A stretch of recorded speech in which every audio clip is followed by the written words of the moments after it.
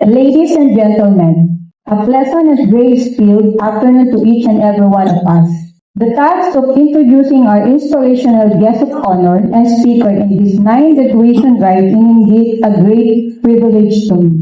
He is a Filipino driver and content creator from Panbi, Bulacan.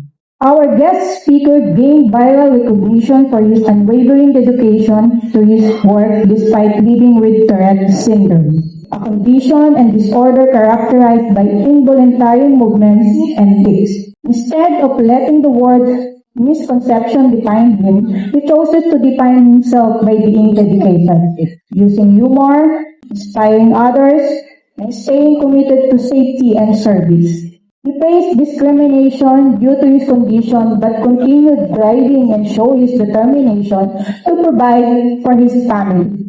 He launched the Marlon Tourette Black to spread awareness and educate Filipinos about the disorder and becoming a vital voice for the PWD community.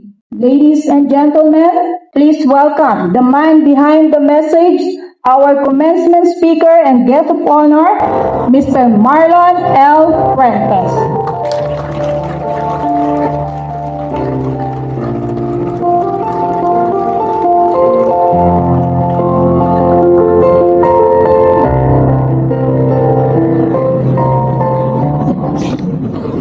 Bago po saan tayo magsimula ay gusto ko po sanang pasalamatan po natin si Lord para sa araw po na ito. Thank you, Lord. Magandang araw po sa ating mga minamahal na school administrator, sa masipag na mga guro, sa proud na mga magulang, at lalong-lalo na sa ating mga magsisipagtapos ngayong araw na ito, ang ating senior high school graduates. Palakpakan po natin silang lahat.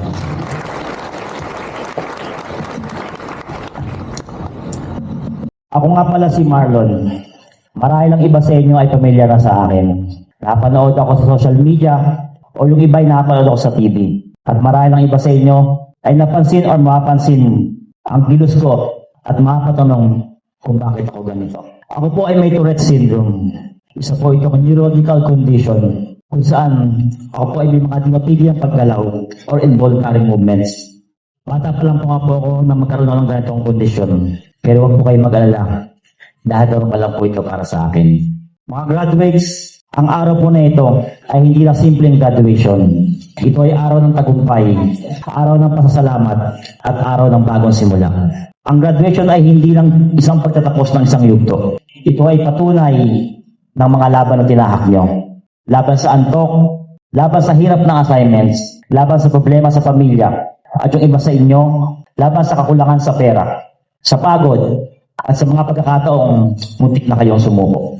Pero nandito kayo ngayon, nakasuot ng toga, kasama ang inyong mga magulang, at hawak ninyo ang bunga ng inyong pagsisikap. Hindi ito maliit na bagay, ito ay isang malaking tagumpay. Mga graduates, mayroon akong gustong ipaalala sa inyo. Naalala niyo pa ba yung araw ng unang simula? Hindi lang para pumasa, hindi lang para makatapos, kundi para mas magkaroon ng mas magandang kinabukasan. At ang edukasyon, hindi lang yan tungkol sa diploma. Ang edukasyon ay liwanag. Liwanag na gumagabay kapag madilim ang daan. Liwanag na tumutulong para makapagdesisyon ng tama. At liwanag na walang kaya magnakaw sa inyo. Pwedeng mawala ang pera, pwedeng mawala ang trabaho. Pero ang edukasyon, ang karunungan, ang kaalaman, mananatili sa inyo habang buhay. Mga graduates, hindi ko alam ang pagdadaanan ng bawat isa sa inyo. Pero sigurado ako, may ilan dito sa inyo na naglalakad papasok sa school dahil walang pamasahe. May ilan sa inyo na nag-aaral habang tumutulong sa pamilya. May ilan sa inyo na umiyak sa gabi dahil sa hirap na pagdadaanan at awa sa sarili. Pero kinabukasan, pumapasok pa rin sa klase. At may ilan din sa inyo na muntik na sumuko, pero mas pinili nyong hindi sumuko, kaya nandito kayo ngayon. Kaya gusto kong sabihin sa inyo, ipagmalaki ninyo ang inyong sarili dahil hindi lahat umaabot sa puntong ito. Mga graduates, ang pagtatapos na ito ay simula pa lamang. Ito ay simula ng mas malaking pangarap, simula ng mas mabibigat na responsibilidad, at simula ng mas seryosong mga desisyon sa buhay. Kaya tanongin ninyo ang sarili ninyo, ano nga ba ang mga plano ko sa buhay? Hindi pa man malinaw ang lahat ngayon, hindi pa man kumpleto ang inyong mga sagot, ang mahalaga, may direksyon kayo. Dahil ang taong may direksyon sa buhay, kahit mabagal ang lakad, makakarating yan. Pero ang taong walang direksyon, kahit mabilis tumakbo, maliligaw yan. Sabi niya, hindi babaling mabagal ang lakad, ay importante, umuusad. Sa totoo lang, ang tagumpay sa buhay ay hindi nasusukat sa bilis. Ito ay nasusukat sa tatag. May mga tao na hindi agad naging successful. May mga tao ilang beses na bigo. May mga tao ilang beses na dapa. Pero hindi sila tumigil at sumuko. At ngayon, sila ang inspirasyon ng marami. Kaya kung sakaling may pagkakataon na mararamdaman ninyo nahuhuli kayo, huwag kayong panghinaan ng loob dahil ang tagumpay ay hindi karera, hindi pagtsatsaga. At gusto kong sabihin sa inyo, hindi nyo kailangan maging mayaman agad. Hindi nyo kailangan maging sikat agad. Hindi nyo kailangan maging perfect agad. Ang kailangan nyo ay maging matatag, maging masipag, at maging mabuting tao. Dahil ang edukasyon na walang kabutihan, kulang pa rin yan. Mga graduates, balang araw darating ang panahon na kayo naman ang magiging sandigan ng pamilya nyo. Kayo naman ang magiging inspirasyon na mga susunod sa inyo. Kayo naman ang magiging dahilan kung bakit may batang magsasabing gusto ko rin maging katulad niya. At sa araw na iyon, aalalahanin nyo ang araw na ito, ang mga araw na pinangakuan nyo ang sarili nyo na hindi kayo susuko. At para naman sa ating mga magulang, mga guardian, o mga tumatay magulang, so totoo lang, hindi lang estudyante ang tatapos ngayon, kasama po kayo. Kayo po ang unang gumigising, kayo po ang huling natutulog. Kayo po ang nagtitipid para may pambaon sila. Kayo po ang nag-aalala kapag napina at hindi pa sila umuwi. Kayo po ang tahimik na umiiyak kapag nahihirapan na sila. At minsan, kayo rin po ang nagtitiwala sa kanila kahit sila mismo ay nawawala ng tiwala sa sarili nila. Kaya sa mga magulang o mga tumatayong mga magulang na nandito ngayon, ang diploma po ito ay hindi lang basta papel na hawak ng inyong mga anak. Ito po ay resibo ng inyong sakripisyo. At gusto ko rin pong sabihin sa lahat ng mga magulang na narito, ang sakripisyo niyo po para makapagtapos ang inyong mga anak ay hindi po nasayang. Hindi po nasayang ang pagod ninyo. Hindi po nasayang ang pagtitiis ninyo. Hindi po nasayang ang paghihintay ninyo. Dahil ang diploma na hawak po nila ngayon ay bunga ng inyong pagmamahal. Ang resibo ng inyong di matatawarang sakripisyo. At bigyan po po natin ang isa sa may pinamahalagang bahagi ng tagumpay ng bawat estudyante nandito ngayon, ang ating mga guro. Mga teachers, madalas ang nakakita ng mga tao ay ang mga estudyanteng umaakyat sa entablado. Ang nakakita nila ay ang diploma. Ang nakakita nila ay ang medalya.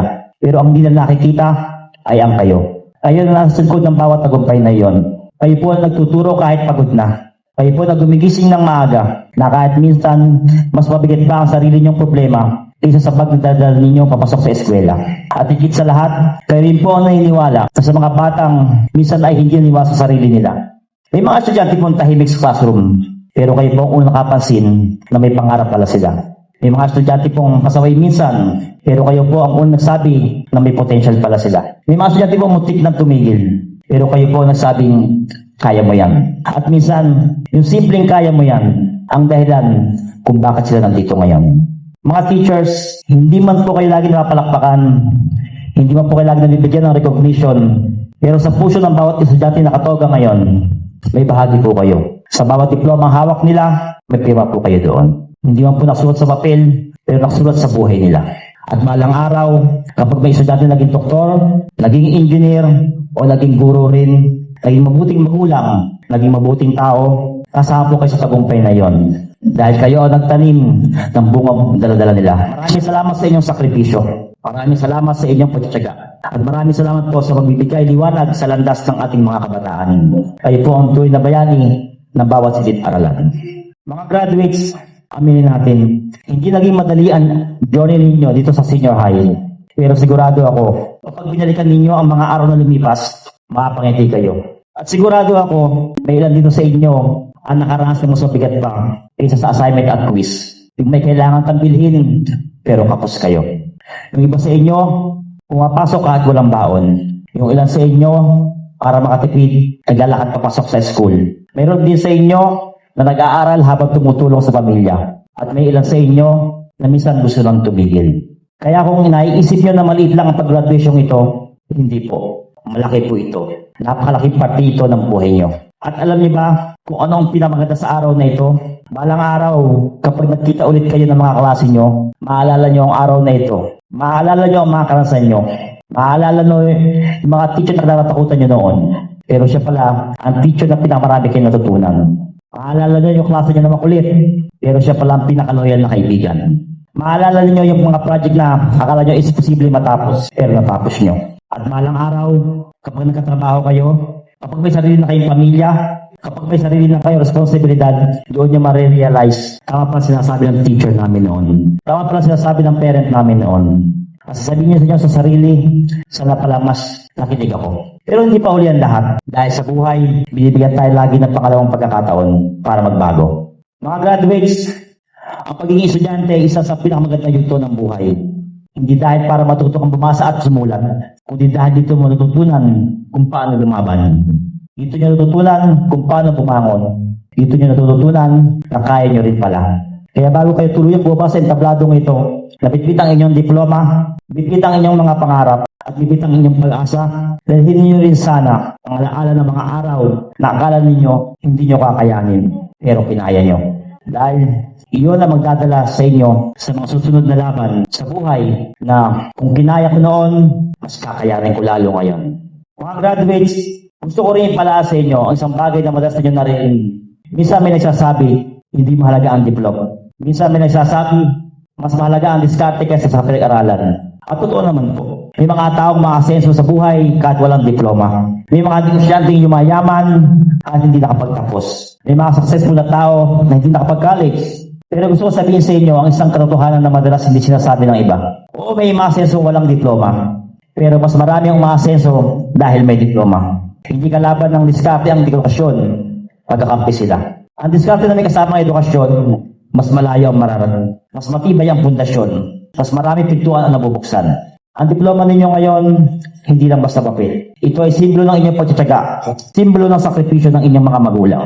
Simbolo ng paniniwala sa inyo ng inyong mga guro. At higit sa lahat, simbolo ito ng pagkakataon.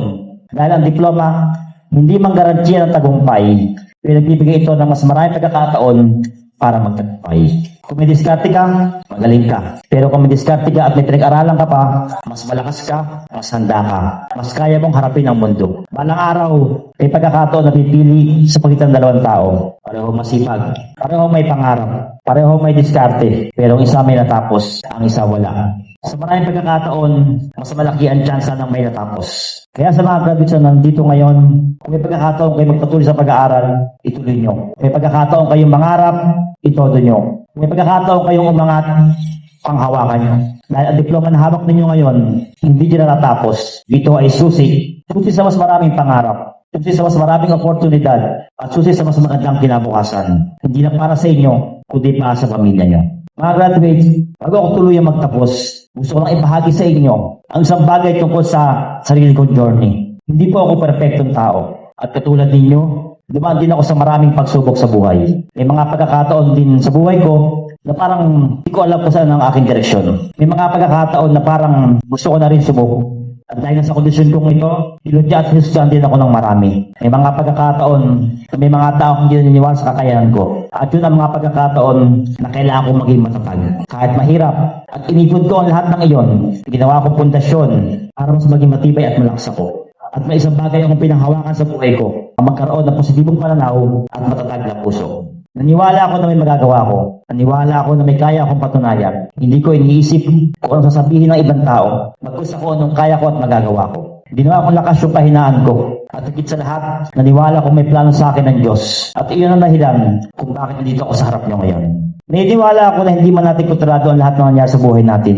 Pero may kontrol tayo kung paano tayo mabangon pagkatapos man natin madapa. May kontrol tayo kung paano tayo laban kahit mahirap. May kontrol tayo kung paano tayo mangarap kahit may takot. Hindi hakbang ang binibilang kung paano ka makarating sa dulo, kundi kung ilang beses kang bumangon kahit gusto mo nang sumuko. Kaya sa inyong mga graduates na nandito ngayon, kung sakali may pagkakataon na nararamdaman nyo na nahihirapan kayo, ang susunod na yugto ng buhay nyo, alahanin nyo to. Hindi kailangan maging perfect ang simula nyo.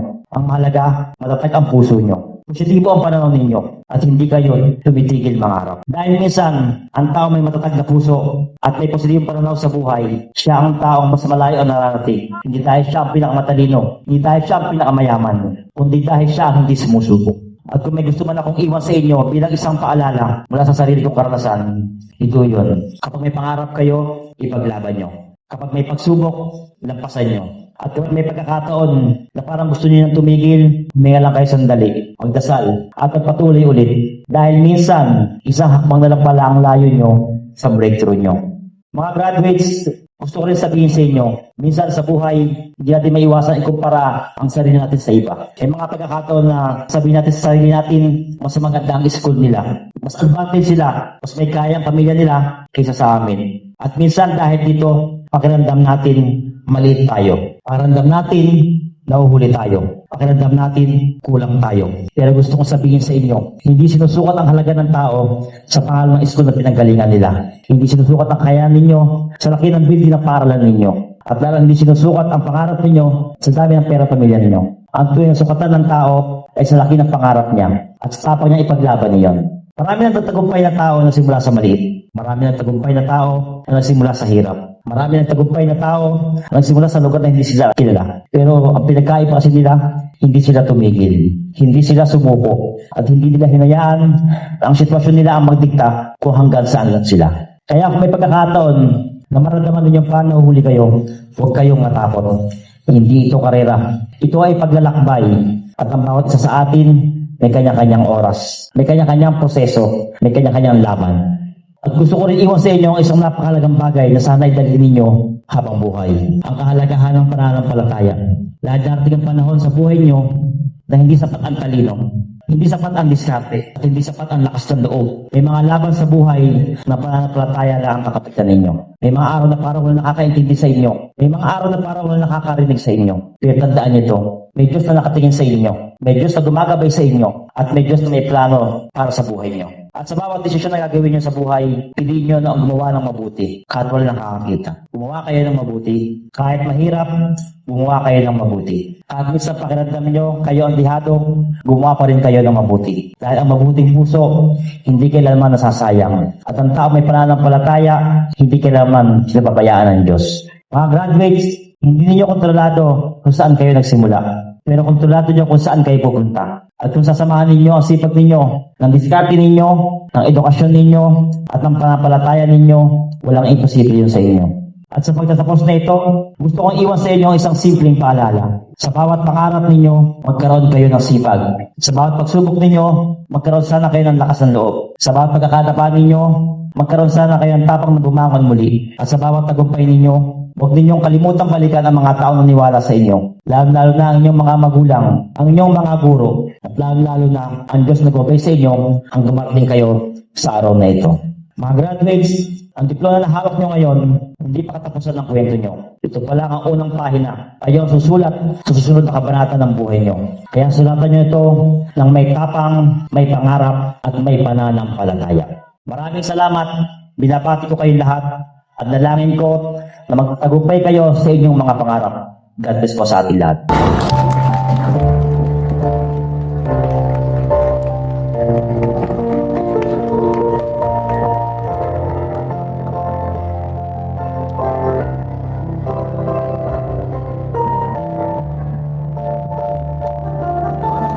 Thank you very much, Mr. Marlon Fuentes, for that inspiring and motivational message. And now to award the presentation of plaque of appreciation to our guest speaker, may we call on stage our President, Mr. Leandro Lazaro. Now let me read the content of the plaque of appreciation.